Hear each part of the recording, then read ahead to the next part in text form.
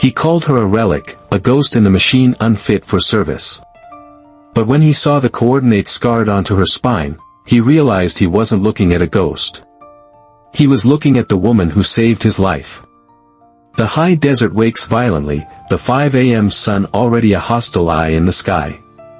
But Evelyn Reed, at 60, had been awake for 90 minutes. Her internal clock was permanently calibrated to a war that history had forgotten, set to a time zone that existed only in her memory.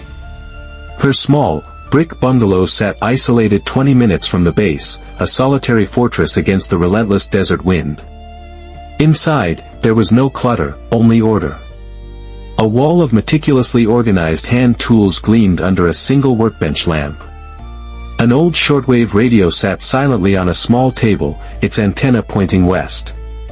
Her bed was made with such geometric precision that a quarter would bounce off it. Her morning ritual was a bulwark against chaos. 50 push-ups on the cool linoleum floor, her breathing a controlled, rhythmic whisper. She didn't count in English.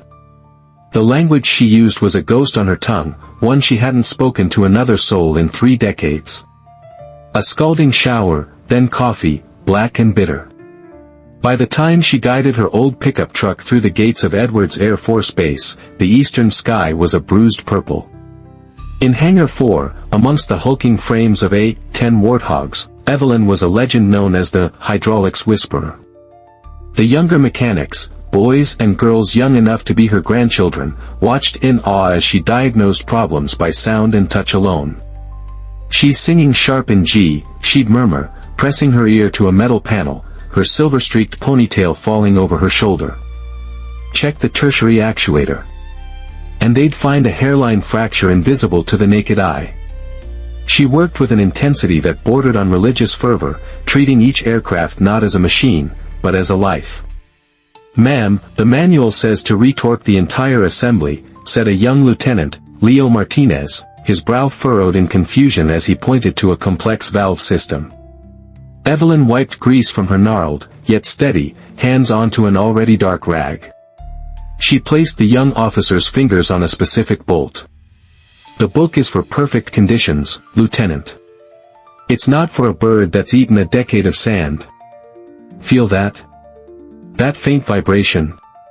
Leo nodded slowly. "That's where the stress settles. You fix the source, not the symptoms. The book won't teach you that." He wondered, like everyone else, where she'd learned it all. Her official file was laughably thin, a string of unremarkable civilian jobs. Yet she moved with the quiet economy of a predator and spoke of machinery with the intimacy of a lover.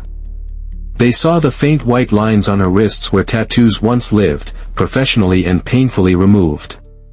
They noticed how she never sat with her back to a door and how her eyes, a pale, washed-out blue, constantly scanned every exit. A dropped wrench would produce a micro-flinch, an echo of a reaction to a much louder noise. The announcement of the annual inspection sent a ripple of dread through the maintenance bay. General Morrison was coming. A man whose reputation for career-ending tirades and old-school intimidation was the stuff of cautionary tales. Evelyn's face, usually a mask of serene focus, tightened almost imperceptibly. She went to her supervisor. "I need to request leave. Family emergency." Chief Wallace shook his head. "Can't do it, Eve. We're short-staffed, and you're my ace. Morrison will have my hide if these birds aren't perfect." She was trapped. Fate, it seemed, had a cruel sense of humor, and it was about to force a confrontation with a past she had meticulously buried under 30 years of grease, sweat, and silence. General Morrison swept into Hangar 4 like a storm front, his entourage of aides trailing behind him like pilot fish. His uniform was so crisp it seemed to hum with tension, his chest a blinding constellation of ribbons and medals. His polished shoes reflected the harsh fluorescent lights, and his eyes, cold and sharp, scanned the line of mechanics, cataloging flaws with brutal efficiency. They stopped on Evelyn. The only woman over 40 in the lineup. The only one whose silver hair marked her as a contemporary, not a subordinate. A flicker of something, amusement, disdain, crossed his face. At ease, he barked, the command sounding more like a threat. He began his inspection, running a white-gloved finger along surfaces, his gaze missing nothing. But his attention kept snapping back to Evelyn, who had turned back to her A-10, her focus an act of defiance. "You, there," his voice cut through the hangar's hum. "The senior mechanic. What's your name?" Evelyn straightened slowly. "Reed, sir."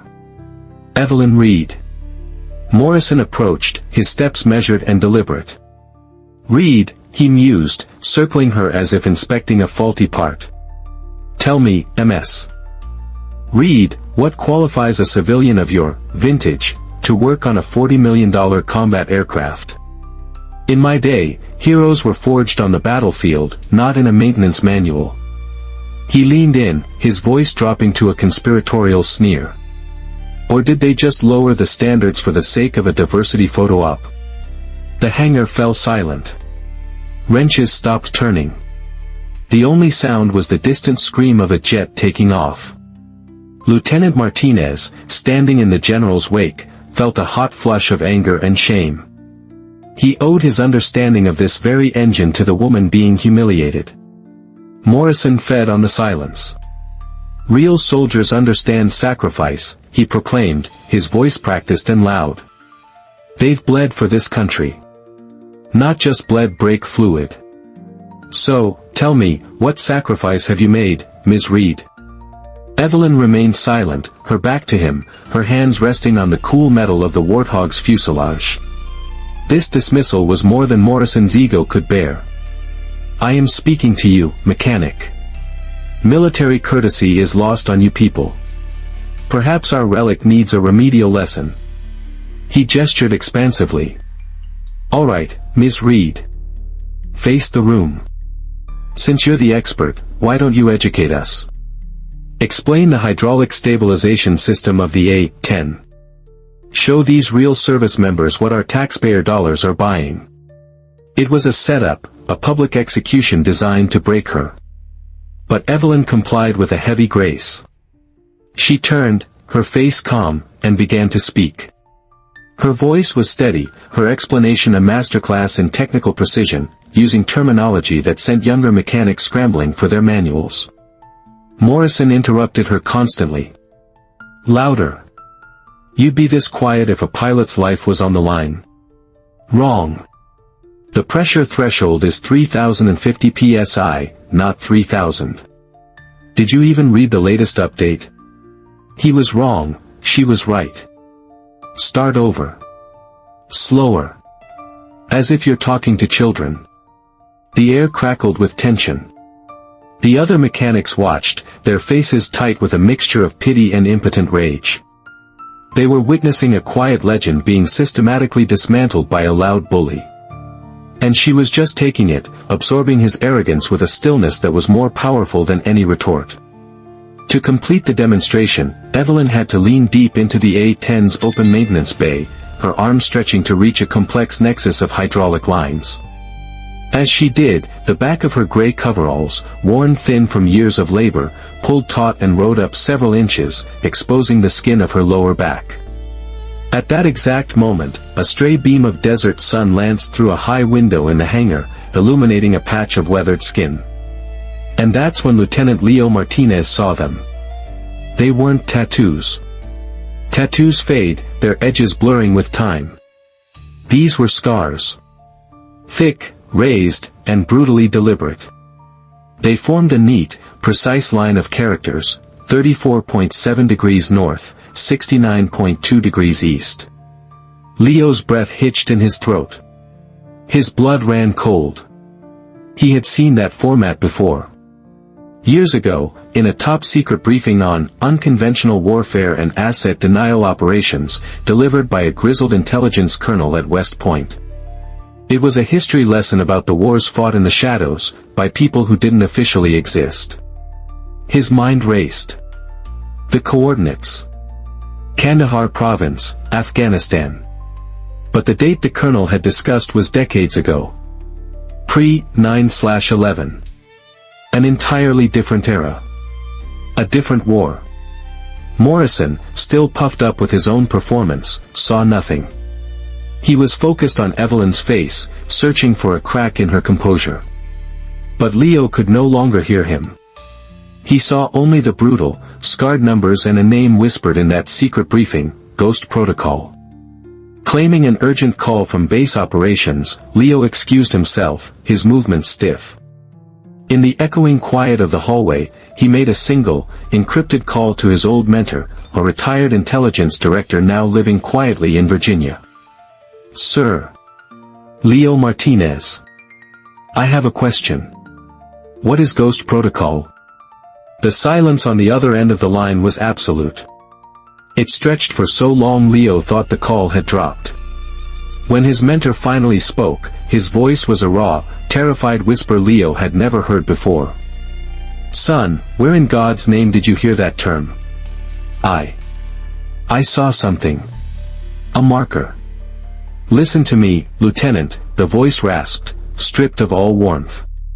"Ghost Protocol does not exist. The people involved do not exist. Their files were burned, their service records erased. Forget you ever saw anything. Do you understand me? Forget it now." But Leo couldn't. He whispered the coordinates into the phone. The sharp intake of breath on the other end was his answer. "My God," the old man whispered. "That asset, she got out. We all thought she was dead. Lieutenant, the man you are standing next to, General Morrison, his entire Ranger battalion was scheduled to be annihilated in an ambush at that exact coordinate in 1991. They were walking into a trap that would have wiped them off the map. It never happened because a ghost gave us the intel.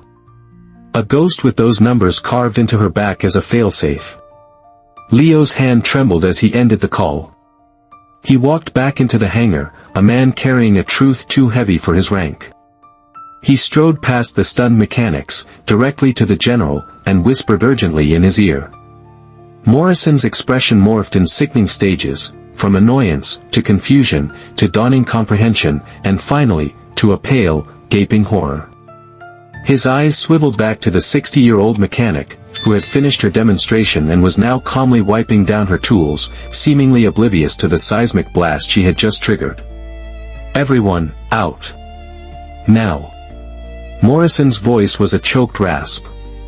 The mechanics, sensing the tectonic shift in power, scrambled to obey, leaving the two figures alone in the cavernous hangar, surrounded by the silent, hulking shapes of the warthogs. Morrison approached Evelyn, his movements uncertain for the first time in his life. The swagger was gone, replaced by a profound, trembling fragility. "Reed. Ms. Reed." The words failed him. An apology seemed like an insult. Evelyn didn't look up. She continued methodically cleaning a wrench, her focus absolute. "The hydraulic pressure is optimal, General. You have nothing to worry about." Her tone was perfectly flat, professional, and utterly empty. "Kandahar," he breathed the word. 1991. The ambush. "Lots of sandstorms in that part of the world, General," she said, giving him an out, a path back to the comfortable fiction of her non-existence. "Bad for helicopters. Bad for troop movements." But his guilt was too immense to accept the lifeline. "You saved us.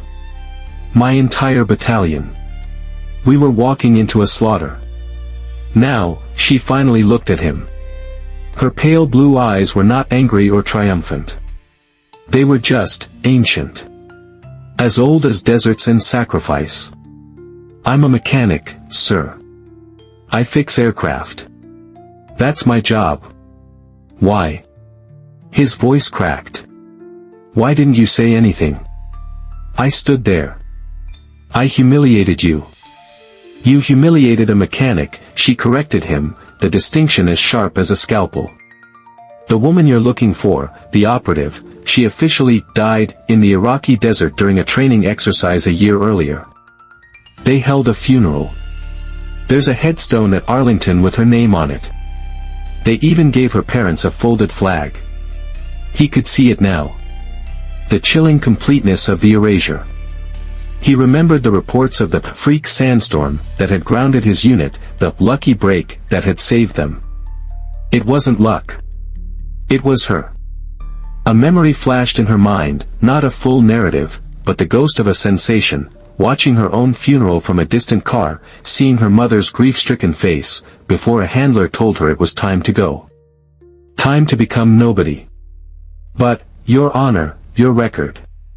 Honor is a luxury for those who come home in one piece, General, she said, her voice quiet but carrying the weight of the entire hangar. Some of us come back in fragments. We don't get parades. We don't get medals.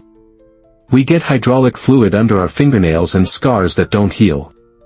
We learn to find our purpose in fixing what's broken, because we know we can never fully fix ourselves. Morrison's entire worldview, built on a foundation of public accolades and visible strength, crumbled to dust. He was looking at a warrior whose greatest battle was the one she fought every morning just to hold herself together. "What can I do?" he asked, the question raw with desperation. For the first time in his career, he was asking for guidance, not giving orders. Evelyn considered him for a long, silent moment. She saw not the arrogant general, but a man finally awakening to a larger, more painful truth about service. "You can remember," she said softly. "You can remember that every single person on this base, from the cooks to the janitors to the mechanics, serves.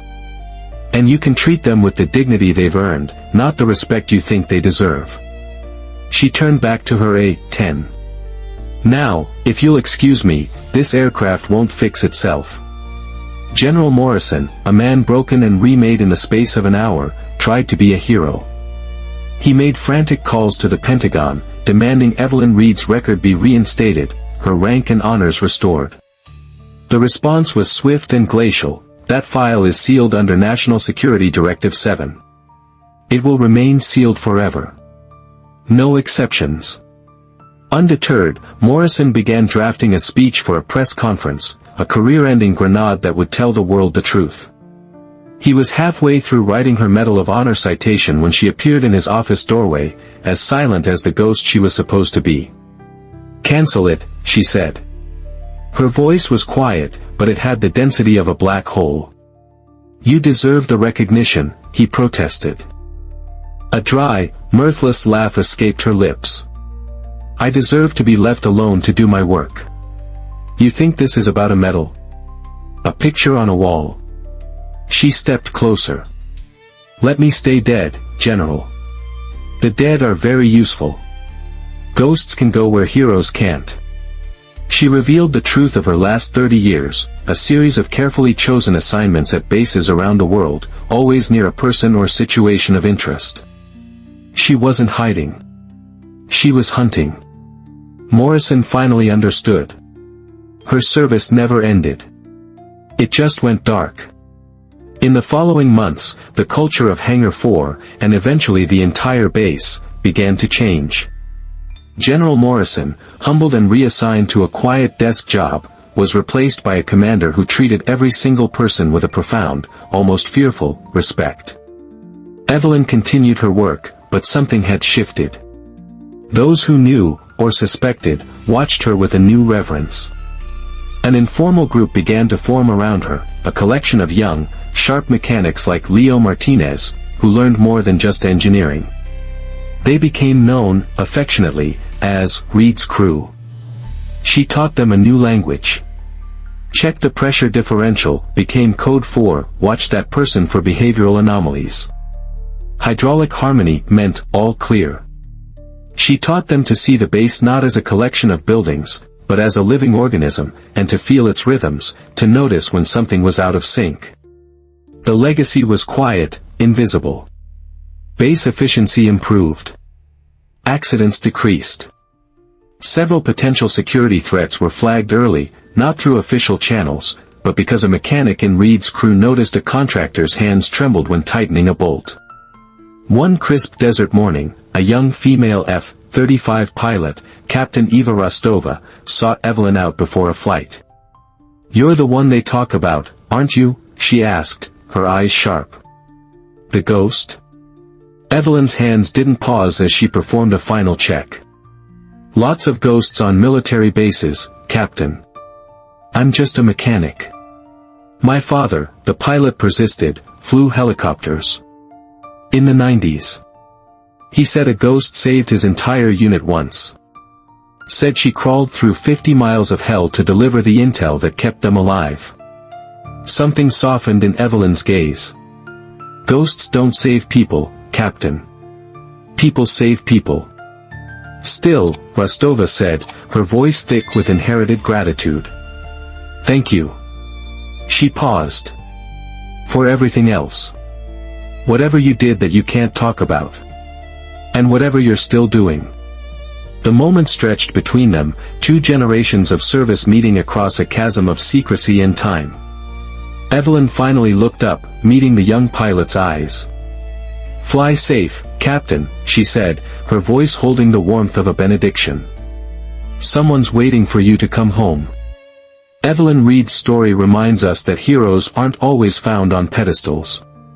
Sometimes, they're found in the grease and shadows, holding the world together with a wrench and a promise. What does true service mean to you?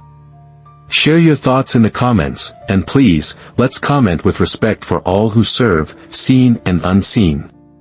Don't forget to like, share, and subscribe for more stories that matter.